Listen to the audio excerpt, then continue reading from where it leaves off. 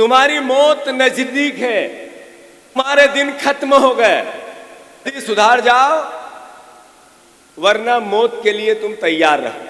अरे कलेक्टर की ऐसी भाषा!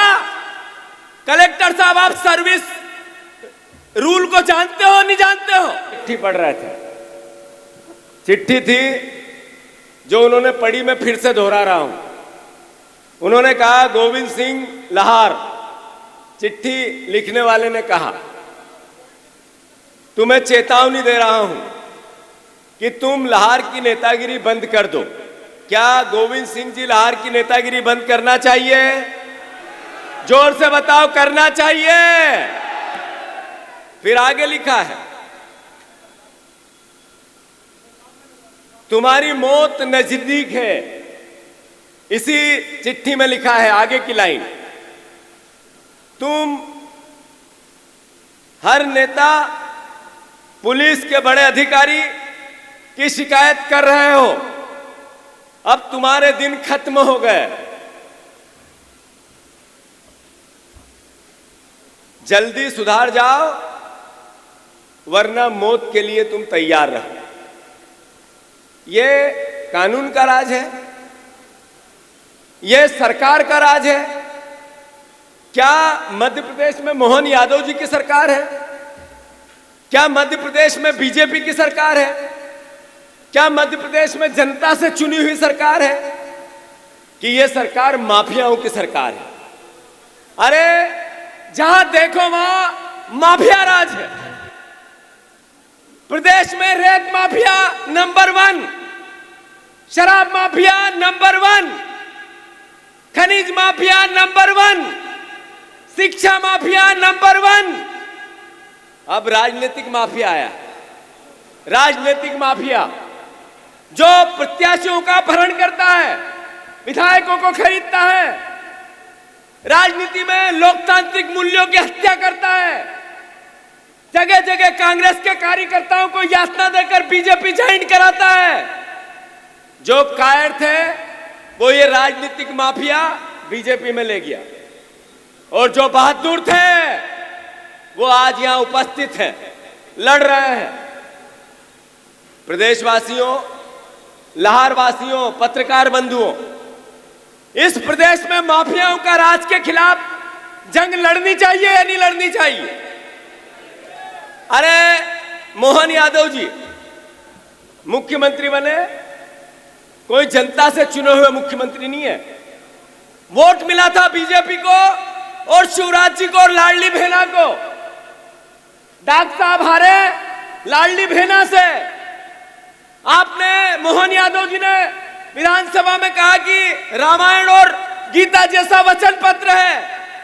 उसमें था 3000 बहनों को देने की बात, उसमें था 3100 के धान के दाम की बात, उसमें था 2900 के गेहूं की, 2700 के गेहूं की बात, उसमें था 450 के गैस सिलेंडर की बात। एक भी पूरी हुई?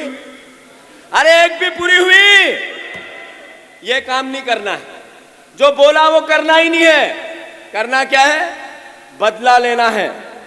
बदलापुर की सरकार चलाना है। बदला किससे लेना है?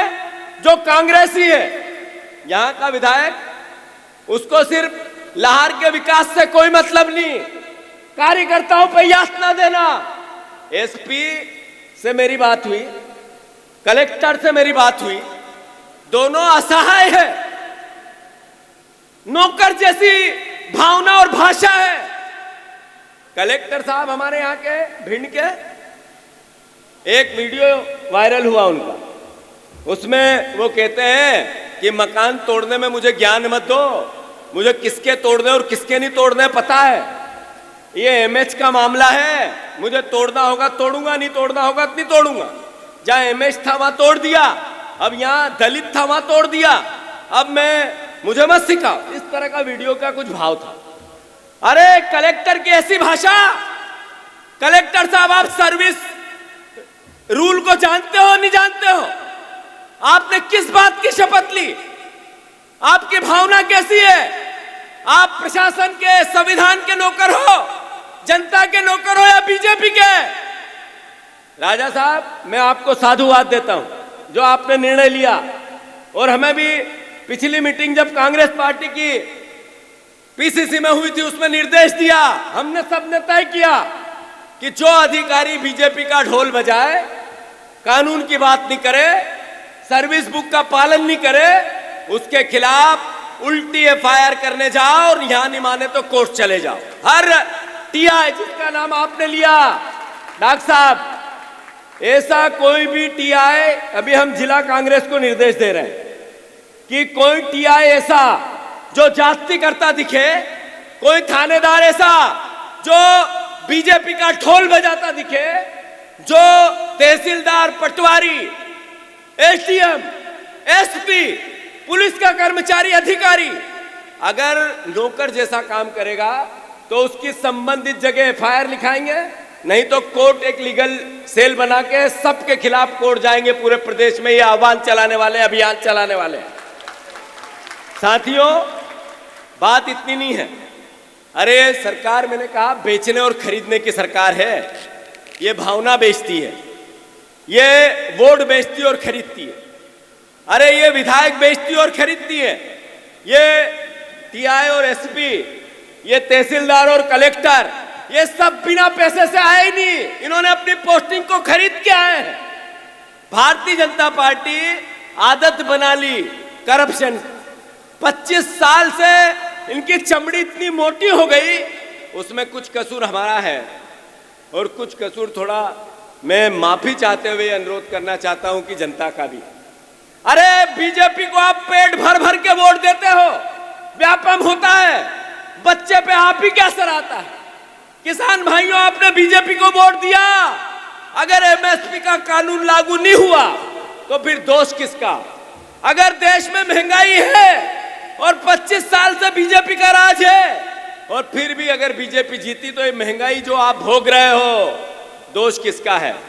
अगर इस देश में हर तरह की 7 साल में 70 एग्जाम्स और पेपर लीक हो गए तो इसके लिए दोषी फिर जितनी बीजेपी है उतना ही कसूरवार हम वोट देने वाले भी हैं। तो आपको भी विचार करना चाहिए।